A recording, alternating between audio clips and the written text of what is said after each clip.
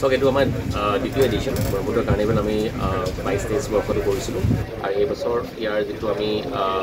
স্কেলটো অলপ বেছি কৰিছোঁ আমি আইলেণ্ডত আমাৰ কিছুমান থকাৰ ব্যৱস্থা কৰা হৈছে আমি চাইছোঁ যে বাহিৰৰ জেগাবোৰত যেনেকৈ হয় নানা কাটচট্ৰা বা উৰিষ্যাত ইক'লিটিভ হয় তেনেকুৱা এটা সংযোজন আমি ইয়াত ব্ৰহ্মপুত্ৰ কাৰ্নিভেলত কৰিব চেষ্টা কৰিছোঁ আৰু আমাৰ যিটো বালিচৰ আছে চেন আইলেণ্ড তাত আমি এই থকা ব্যৱস্থা কৰিছোঁ বুকিঙৰ ব্যৱস্থা কৰা হৈছে ৱেবছাইট ক্ৰিয়েট কৰা হৈছে লগতে যিখিনি এক্টিভিটি আছে দুইটা জেগাত লাচিতঘাট হওক বা আমাৰ আইলেণ্ড হওক এটা এক্টিভিটি ব্যৱস্থা কৰা হৈছে ৱাটাৰ স্পৰ্টছ হওক বা আমাৰ যিখিনি নেচাৰ স্পৰ্টছ হওক লগতে খোৱাৰ ব্যৱস্থা কৰা হৈছে কিছুমান ষ্টলৰ ব্যৱস্থা কৰা হৈছে আৰু কালচাৰেল ইভিনিং বা এণ্টাৰটেইনমেণ্ট যিখিনি ব্যৱস্থা সেইখিনি কৰা হৈছে আমি ভাবোঁ যে পৰ্যটন ক্ষেত্ৰখনত যিহেতু নদী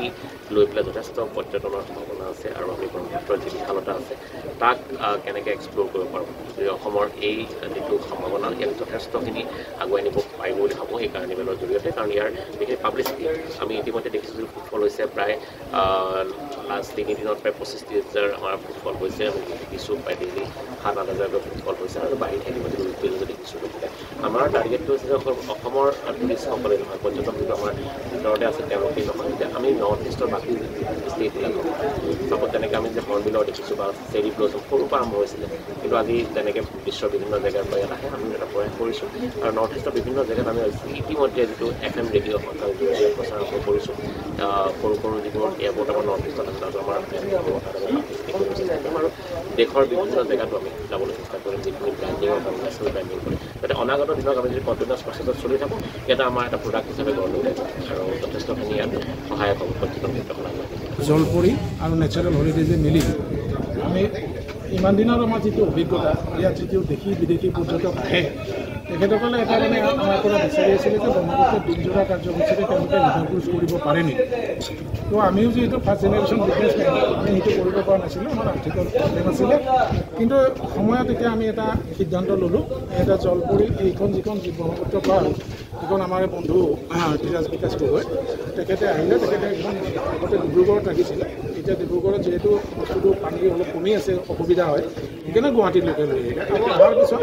আমাৰ জলপৰী বীৰেন দত্ত দা তেখেতে বহু বছৰ ধৰি ৰিভাৰ টুৰিজমৰ লগত জড়িত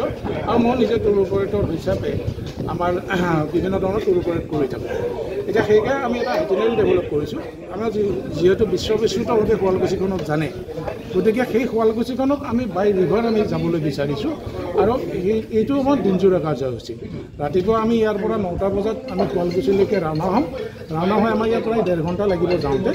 যোৱাৰ পিছত আমি শুৱালকুছিত পাম শুৱালকুছিত আমি ভিলেজখন আমি ভিজিট কৰিম